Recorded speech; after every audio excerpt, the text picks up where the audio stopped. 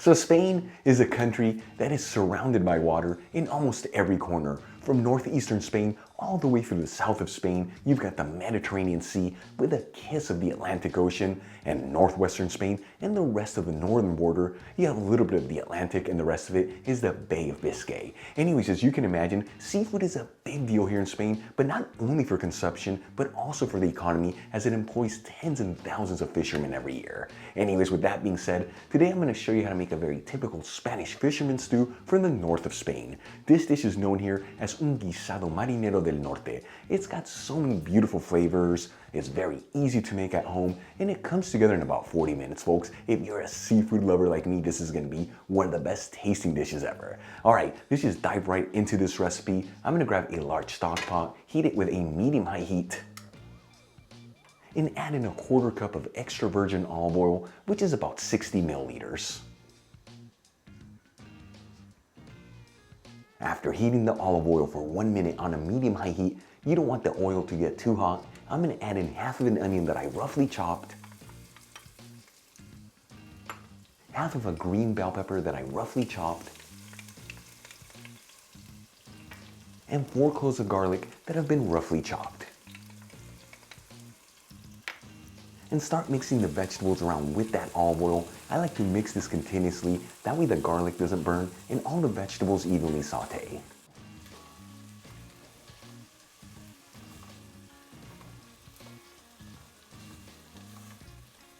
After about 3 minutes, and the onion is nice and translucent and the bell pepper and garlic lightly sauteed, you don't want to brown them too much, I'm going to add in 1 teaspoon of sweet smoked Spanish paprika. This is 2.30 grams. And give it a quick mix, that way that paprika is coating all the vegetables. And like I always tell you, when you add in paprika into a hot pan, you want to mix it in there quickly, otherwise it easily gets a bitter flavor.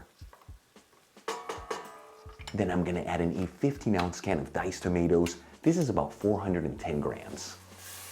2 medium-sized potatoes that I peeled and washed and cut into pieces that are 3/4 of an inch, which is a little under 2 centimeters. 2 tablespoons of freshly chopped parsley, which is 7.60 grams. And season everything with sea salt. And a generous portion of freshly cracked black pepper. And we'll give this a mix, that way all these ingredients are evenly mixed together.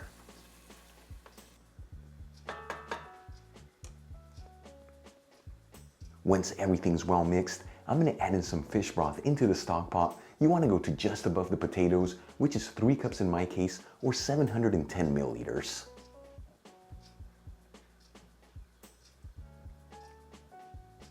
And we'll also pinch in a 1/4 teaspoon of saffron threads, which is 0.17 grams. And we'll give this a quick mix and bring it to a boil. Now the saffron threads I'm using to make this recipe are once again from Golden Saffron. Like I always tell you, this is one of the best saffrons out there, super high quality, incredible flavor. Link where you can get some in the description box below. Once the broth comes to a boil, I'm going to place a lid on the stock pot and lower the fire from a medium-high heat to a low-medium heat. While our stew is simmering, let's get our seafood ready. I'm going to grab 2 fresh tuna steaks. These are 200 grams each, which is 7 ounces each. I'm going to lightly pat them down with some paper towels. This is just to remove any of the excess moisture in the tuna. And then I'm going to cut each fillet of tuna right down the middle and into 1/2-inch pieces, which is 1.25 centimeters. Now to make this stew, you can use any other firm fish besides tuna, such as halibut or even swordfish. And we'll lightly season the cut up tuna with a little sea salt. For the next ingredient, I'm going to grab 10 raw jumbo shrimp. These have already been peeled and deveined, and once again, pat them down with some paper towels. This is just to remove any of the excess moisture. Then when you add these fish items into the stew, they can absorb all the flavors. And we'll lightly season the shrimp with a little sea salt. And for the final seafood item to prepare, I'm going to grab about 12 fresh clams, add them into a sieve, and rinse them under some cold running water. Now when I bought these at the fish market, they were already pre-cleaned, but I always like to take this extra step just in case there's any excess dirt in the clams. Alright, let's move back to our stew. It's been simmering on a low-medium heat for about 20 minutes. I'm going to remove the lid from the stock pot. And look how beautiful this is looking so far, and those potatoes should be cooked al dente. You can always pierce one with a toothpick, and if it easily goes in but with some resistance, they are almost perfectly cooked. For the next step, I'm going to add in the pieces of tuna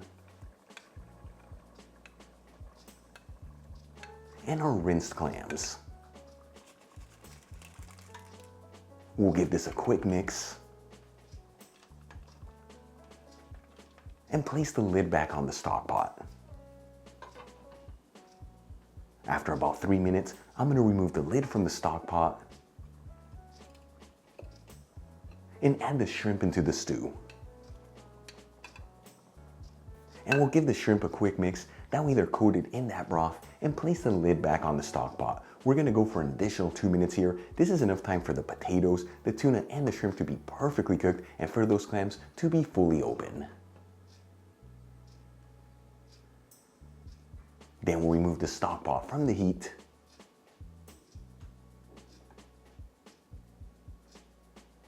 Transfer some of the stew into a shallow bowl.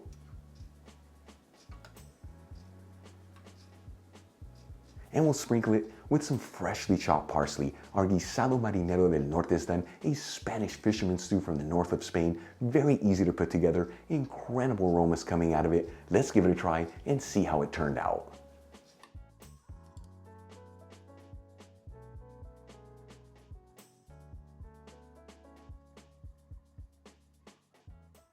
I'm telling you, the aromas in the kitchen are mind-blowing good. Here we go.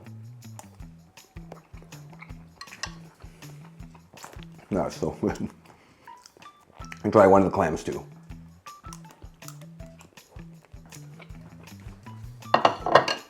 Bravo. All the seafood is beautifully cooked, and the rest of the ingredients, the potatoes kept their shape, but they melt in your mouth. The very simple vegetables and the spices and herbs, it truly is an explosion of goodness. You saw this, a classic Spanish fisherman stew, very easy to make at home, comes together in about 40 minutes. Make it at home, serve it next to a bottle of Spanish wine for the ultimate Spanish experience. Really quick before I go, a shout out to one of my patrons, Sam Cohen. Once again, Sam, thank you so much for being a patron of Spain on a Fork. It's thanks to you and the rest of my patrons why Spain on a Fork continues to move forward. If you're not a patron, consider becoming one. It really helps with ingredients and equipment to continue making videos like this. You'll find my patron link in the description box below and iCard above. If you enjoyed today's video, hit that like button. Leave me a comment below, and if you're not subscribed, you know what to do. Smash that subscribe button. Till the next time, hasta luego.